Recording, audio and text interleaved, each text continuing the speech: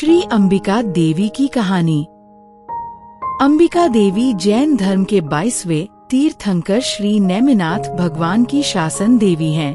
वे अत्यंत प्रभावशाली और करुणामयी स्वरूप वाली होने के कारण जैन तथा जैनोत्तर दोनों ही लोग उन्हें अत्यंत श्रद्धा और भाव से पूजते हैं। यहाँ हम अंबिका देवी की करुणामय जीवन गाथा और उनकी महानता के बारे में जानेंगे। गिरनार पर्वत सौराष्ट्र प्रदेश का एक रत्न था। उसके दक्षिण दिशा में एक नगर बसा हुआ था, जहाँ कुबेर के समान धनवान लोग निवास करते थे। इसलिए उस नगर का नाम कुबेर पड़ा। इस नगर में देवदत्त नाम का एक ब्राह्मण रहता था। उसकी पत्नी का नाम देवल था। उन्हें सोमभट्ट नाम का एक पुत्र था। जब सोमभट्ट युवा हुआ, तब देवदत्त ने उसके विवाह अंबिका नाम की एक युवा और सदाचारी स्त्री के साथ करवा दिए। अनेक गुणों से सुशोभित अंबिका साक्षात लक्ष्मी का स्वरूप थी। वह एक पतिव्रता स्त्री थी। सुंदर और सुशील अंबिका जैन धर्म में परम श्रद्धा रखती थी। उनका सुखमय पारिवारिक जीवन चल रहा था। सोमभट्ट और अंबिका के 2 सुंदर पुत्र थे। इसी बीच कुछ वर्षों बाद देवदत्त ब्राह्मण इस संसार को छोड़कर परलोक पधार गए। पिता की मृत्यु से सोमभट्ट अत्यंत दुखी हो गए। दिन बीतते गए और अब घर तथा परिवार की पूरी जिम्मेदारी सोमभट्ट पर आ गई। पिता की मृत्यु का दुख वे अभी तक भूल नहीं पाए थे। इसी बीच देवदत्त ब्राह्मण की पुण्यतिथि आई। पिता की पुण्यतिथि के अवसर पर सोमभट्ट ने ब्राह्मणों को भोजन के लिए आमंत्रित किया और उनके लिए घर में विभिन्न प्रकार की मिठाइयाँ और व्यंजन बनवाए। भोजन की सारी तैयारी करके सोमभट्ट और उनकी माता अपने अपने काम से बाहर गए। उसी समय दोपहर में जब 2 जैन साधु उनके घर की ओर आते हुए दिखाई दिए, तब अंबिका अत्यंत आनंदित हो गयी और उन्होंने जैन साधु का हर्षपूर्वक स्वागत किया।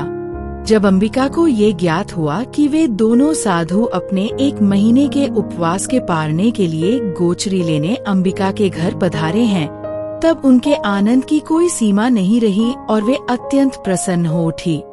अंबिका ने मन में विचार किया, हे प्रभु, आज सोमभट्ट के पिताश्री की पहली पुण्यतिथि है और आज के इस अद्भुत दिन आपकी कृपा से ऐसे तपस्वी मुनिराज हमारे द्वार पर पधारे हैं।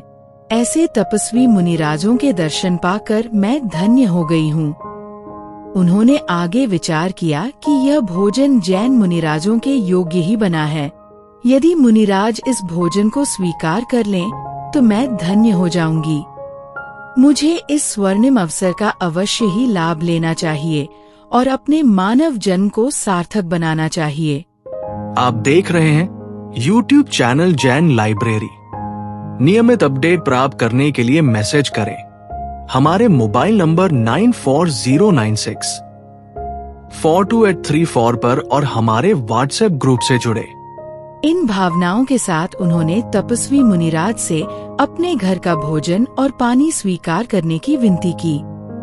मुनिराज ने जाना कि भोजन और पानी उनके ग्रहण के योग्य हैं, इसलिए उन्होंने अंबिका की विनती स्वीकार की और उन्हें गोचरी का लाभ दिया। उन्होंने अंबिका की भक्ति देखकर हृदय पूर्वक आशीर्वाद दिए। तपस्वी मुनिराज को गोचरी प्रदान करके अंबिका का हृदय आनंद से भर उठा। वह दिए गए दान के पुण्य कर्म की सराहना करते हुए अपने पुण्य प्रवाह को बढ़ा रही थी। अंबिका अत्यंत भावुक हो गई थी। उसके आनंद की कोई सीमा नहीं थी। यह सब अंबिका की पड़ोसन देख रही थी, लेकिन उसकी ईर्ष्यालु पड़ोसन अंबिका की खुशी सहन नहीं कर सकी।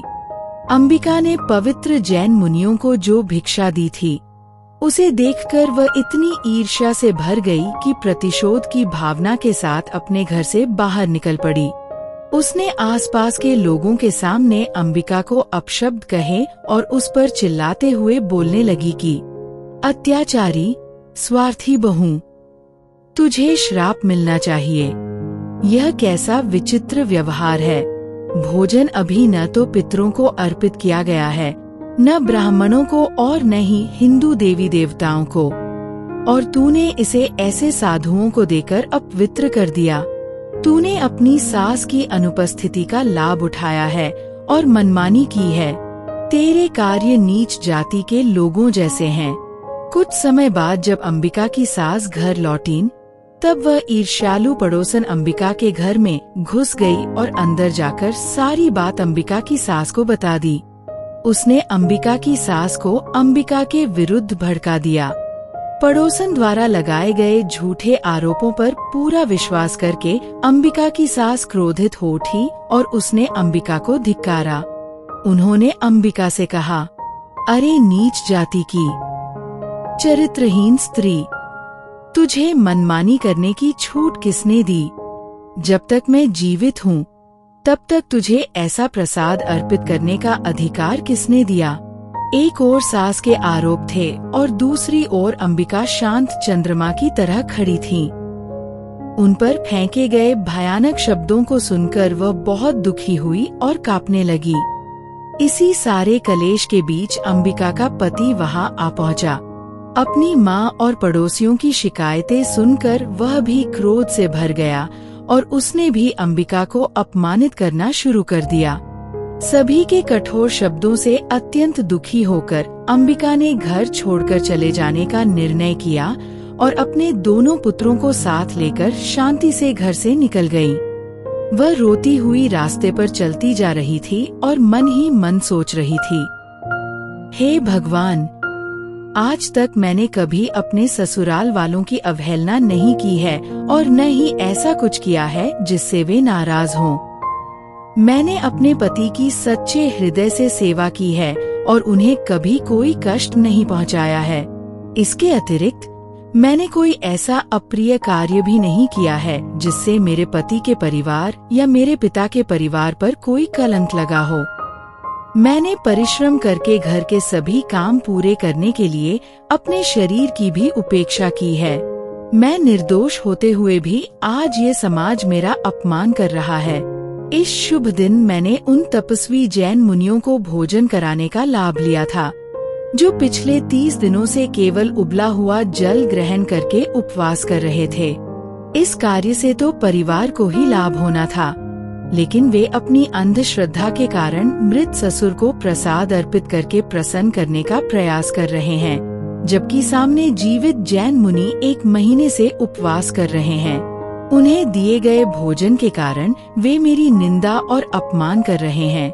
वे यह नहीं देख पा रहे हैं कि ऐसे तपस्वी पुण्यवान साधुओं को भोजन कराने से कितना पुण्य प्राप्त होता है। इस विषय में अधिक विचार करना व्यर्थ है। मैं चिंतित नहीं हूँ। मुझे इस पुण्य कर्म के शुभ परिणाम में पूर्ण विश्वास है। फिर भी आज किए गए इस सत्कर्म की मैं प्रशंसा करती रहूंगी। मुझे ये स्वर्णिम अवसर प्रदान करने वाले भगवान का मैं आभार मानती हूँ। अब मैं अपना गृहस्थ जीवन त्याग दूंगी और जैन मुनियों की तरह साधना में तत्पर हो जाऊंगी। ऐसे विचारों के साथ वह पवित्र पर्वत गिरनार की ओर प्रस्थान करने लगी। मैं पवित्र पर्वत पर चढ़ूंगी। इस जन्म में और पूर्व जन्मों में मैंने जो कर्म संचित किए हैं, उनके नाश के लिए मैं तपस्या का आश्रय लूंगी। आशा भरे दृष्टिकोण के साथ अंबिका मनोहर पवित्र पर्वत गिरनार की ओर आगे बढ़ी। उसने अपने छोटे बच्चे को कमर पर बैठा लिया और दूसरे बच्चे की उंगली पकड़कर पवित्र पर्वत गिरनार की ओर चल पड़ी। इसी बीच छोटा पुत्र विभुकर रोने लगा। उसे बहुत प्यास लगी थी। दूसरी ओर बड़ा पुत्र शुभंकर लगातार चलने के कारण बहुत थक गया था। उसने अपनी माँ से कहा, प्रिय माँ, मुझे कुछ खाने को दो, मुझे बहुत भूख लगी है। दोनों पुत्र बहुत छोटे और नाजुक थे। उन्हें पीड़ित देखकर अंबिका की आंखों में आंसू आ गए। तपती धूप में लंबे समय से भूखे और प्यासे अपने बच्चों के साथ पैदल चलते चलते अंबिका भी अत्यंत थक गई थी। उसने मन में सोचा, धिक्कार है मुझ पर। मैं अपने संतानों को भूखा और प्यासा रखकर अपना मातृत्व का कर्तव्य भी पूरा नहीं कर पा रही हूँ। हे प्रभु, मेरे जीवन में इतना दुख और वेदना क्यों है? हे मातृभूमि, कृपया मुझे इन सभी कष्टों को सहन करने की शक्ति प्रदान करो। मैंने पूर्व में जो दोष कर्म किए हैं, उनके परिणाम स्वरूप ही यह स्थिति उत्पन्न हुई है। ऐसा प्रतीत होता है कि मेरे पहले के सभी संचित अनेक दुष्कर्म एक साथ फल दे रहे हों, और इसी के कारण मेरे जीवन में इतना दुख एक साथ आया है। अंततः उसने विचार किया कि व्यर्थ विलाप करने का कोई अर्थ नहीं है। जो भी है, मैं अपने सभी दुखों को स्वीकार करूंगी और जैन मुनि की तरह सभी कर्मों का नाश करूंगी। ऐसे विचार करते हुए अंबिका ने अपने बच्चों को एक वृक्ष की छाया में विश्राम करने के लिए बैठाया। वहाँ दूर उन्हें एक नदी दिखाई दी। उस नदी के किनारे स्थित आम के वृक्षों की डालियों पर बैठी बुलबुलों की मधुर कलरव सुनाई दे रही थी। वह बच्चों को लेकर नदी के पास आई और वृक्षों से आम तोड़कर अपने भूखे बच्चों को खिलाए तथा नदी का जल पिलाया। उसे लगा कि यह सब जैन मुनियों को दिए गए भोजन का ही फल है। अपनी प्रार्थना का तत्काल फल प्राप्त होते ही जैन धर्म के प्रति उसकी श्रद्धा और भी दृढ़ हो गई। बच्चों को भोजन कराकर वह फिर गिरनार की ओर प्रस्थान करने के लिए तत्पर हो गई। दूसरी ओर अंबिका की सास देवल ने नया भोजन बनाना शुरू कर दिया, क्योंकि उसे लगा कि अंबिका द्वारा बनाया गया भोजन जैन मुनियों को भिक्षा में देने से अशुद्ध हो गया है। उसने नया भोजन बनाने के लिए बर्तन खोले। जैसे पारस मुनि के स्पर्श से लोहा सोना बन जाता है, उसी प्रकार जैन मुनियों को भोजन देने के कारण खाली किए गए बर्तन फिर से भोजन से भर गए थे। यह उन तपस्वी जैन मुनियों को भोजन कराने का फल था। यह सारा भोजन देखकर देवल को अत्यंत आश्चर्य हुआ। वह हैरानी से देखती ही रह गई। उसने मन में सोचा, हाय रे, मैं कितनी अभागी हूँ कि अपनी निर्दोष, निष्कपट और देवीतुल्य बहू को बिना किसी दोष के घर से निकाल दिया। मुझे धिक्कार है। उसी समय आकाशवाणी हुई। जैन मुनियों को दान देने से अंबिका ने जो महान पुण्य अर्जित किया है, ये तो उसका केवल एक छोटा सा अंश है। अत्यंत पुण्यवती अंबिका का तेज अद्भुत और चमत्कारी है। जैन मुनियों को दान देने के फल स्वरूप निकट भविष्य में वह देवराज द्वारा पूजित होगी। इन दिव्य वचनों को सुनकर देवल भयभीत हो गई और तुरंत सोमभट्ट की ओर दौड़ी। उसने सोमभट्ट को सारी घटना सुनाई और कहा कि अंबिका को खोज कर ले आओ। माता की बात सुनकर सोमभट्ट आश्चर्यचकित हो गया और अपने किए गए व्यवहार पर उसे अत्यंत पश्चाताप हुआ। अंबिका के प्रति अपार सम्मान और प्रेम रखने वाला सोमभट्ट उसे खोजने के लिए घर से निकल पड़ा। वह एक के बाद एक कई क्षेत्रों में भटकता रहा और अंबिका को खोजने का प्रयास करता रहा, परंतु सब व्यर्थ गया। इसके बाद वह जंगल की ओर मुड़ा। जंगल में प्रवेश करते ही उसने अंबिका को अपने दोनों बच्चों के साथ एक कुएं की ओर जाते हुए देखा। उसका हृदय अपार प्रेम से भर गया। साथ ही पत्नी और संतानों के वियोग से वह अत्यंत व्यथित भी हो उठा। उसने ऊंचे स्वर में पुकारा, हे अंबिका, मेरी प्रिय, रुक जाओ। सोमभट्ट प्रेम पूर्वक उसे पुकारता हुआ तेजी से उसकी ओर बढ़ रहा था। अंबिका ने अचानक सोमभट्ट की आवाज सुनी और उसे तेजी से अपनी ओर आते देखकर घबरा गई। उसने मन में सोचा, मुझे पूरा विश्वास है कि वह मुझे मारने आ रहा है। इस निर्जन वन में मेरी जैसी अबला स्त्री को कौन बचाएगा? यह निर्दयी और दुष्ट व्यक्ति मुझे कितना सताएगा, इसकी कोई सीमा नहीं है। मैं स्वयं को कैसे बचाऊं? मैं निराधार हूँ और मरने के अतिरिक्त मेरे पास कोई और विकल्प नहीं है। ऐसे विचारों के साथ वह पास ही स्थित कुएं की ओर बढ़ी। कुएं में कूदने के लिए उसने स्वयं को तैयार किया और कुएं में कूदने से पहले उसने प्रार्थना की, मैं स्वयं को इस अद्भुत जैन धर्म में समर्पित करती हूँ। मुझे अगले जन्म में जैन तीर्थंकर, जैन गुरु और जैन धर्म की प्राप्ति हो, ऐसी भगवान से प्रार्थना करती हूँ। इस प्रकार भावपूर्वक प्रार्थना करके अंबिका अपने दोनों पुत्रों के साथ कुएं में कूद गई। इस दौरान सोमभट्ट कुएं की ओर दौड़ता हुआ चिल्ला रहा था, अरे अंबिका मेरी प्रिय, कुएं में मत कूदो, मत कूदो। लेकिन दुर्भाग्यवश बहुत देर हो चुकी थी। अंबिका पहले ही कुएं में कूद चुकी थी। अपने परिवार के मृत शरीरों को देखकर वह दुखी होकर बोला, मैं इतना मूर्ख बन गया, इसके लिए मैं स्वयं को धिक्कारता हूँ। मैं कितना दुष्ट व्यक्ति हूँ। राजकुमार समान पुत्रों और देवी समान पत्नी को घर से निकाल दिया और उनके मृत्यु का कारण बन गया। उनके निधन के बाद मेरे जीवन का कोई मूल्य नहीं रहा। मेरे पास जीवित रहने के लिए कुछ भी शेष नहीं है। मुझे अपने इस व्यर्थ जीवन का अंत कर देना चाहिए। यह कहकर वह भी कुएं में कूद गया और अंबिका के विचारों में ही लीन रहा, जब तक कि मृत्यु ने उसे अपनी गोद में नहीं ले लिया।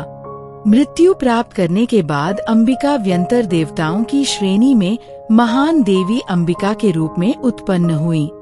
अंबिका के शरीर से सूर्योदय के समान तेजस्वी किरणें प्रसारित हो रही थीं, जो उनके दिव्य निवास के चारों ओर फैल रही थीं। वे सिंह पर आरूढ़ थीं और बहुमूल्य हीरे माणिक्य से जड़े स्वर्णाभूषणों से सुशोभित थीं। अनेक देवी देवता उनकी पूजा कर रहे थे। उनकी गोद में एक बालक था और दूसरा उनके पास खड़ा था। उनकी 4 भुजाएं थीं। एक भुजा में उन्होंने पाश धारण किया हुआ था और दूसरी भुजा में आमों का गुच्छा पकड़ा हुआ था। वे अत्यंत सुंदर थीं और उनका आचरण भी अत्यंत शोभायमान था। सोमभट्ट अपने अंतिम समय में अंबिका के विचारों में ही लीन रहा। परिणाम स्वरूप वह एक दिव्य सिंह के रूप में जन्मा, जो देवी अंबिका का वाहन बना, क्योंकि पूर्व जन्म में अंबिका उसकी पत्नी थी। देवी अंबिका ने अपनी दिव्य दृष्टि से अपना पूर्व जन्म देखा और जाना कि किस प्रकार जैन धर्म के मुनिराजों को भावपूर्वक आहार दान देकर वे धन्य हुई थी, और सुपात्र दान के कारण ही उन्हें ऐसा दैवी स्वरूप प्राप्त हुआ था। उन्होंने जैन धर्म के प्रति भावपूर्ण कृतज्ञता व्यक्त की। उन्हें यह भी ज्ञात हुआ कि निकट भविष्य में 22वें तीर्थंकर बनने वाले नेमिनाथ इस समय अपनी मातृभूमि गिरनार के सहसावन में कायोत्सर्ग मुद्रा में ध्यानस्थ हैं। जैन धर्म के प्रति कृतज्ञता से प्रेरित होकर माता अंबिका अपने दिव्य निवास से प्रस्थान करके पवित्र पर्वत गिरनार पर स्थित सहसावन पहुंची। भगवान नेमिनाथ सहसावन के एक वृक्ष के नीचे ध्यानस्थ खड़े थे और ध्यान के द्वारा अपने पूर्व कर्मों के नाश हेतु तप कर रहे थे। उसी समय भाद्रपद वद अमावस्या के दिन भगवान नेमिनाथ शुक्ल ध्यान में आरूढ़ होकर क्षपक श्रेणी में प्रवेश हुए और पंचम ज्ञान प्रकट कर केवल ज्ञान प्राप्त किया। परंपरागत विधि के अनुसार देवताओं ने भगवान नेमिनाथ के केवल ज्ञान कल्याणक का दिव्य उत्सव मनाया और समवसरण की रचना की। भगवान नेमिनाथ समवसरण में विराजमान हुए। देवी अंबिका भी समवसरण में पहुंची। सभी ने भगवान नेमिनाथ को आदर पूर्वक नमन किया और भगवान नेमिनाथ ने प्रथम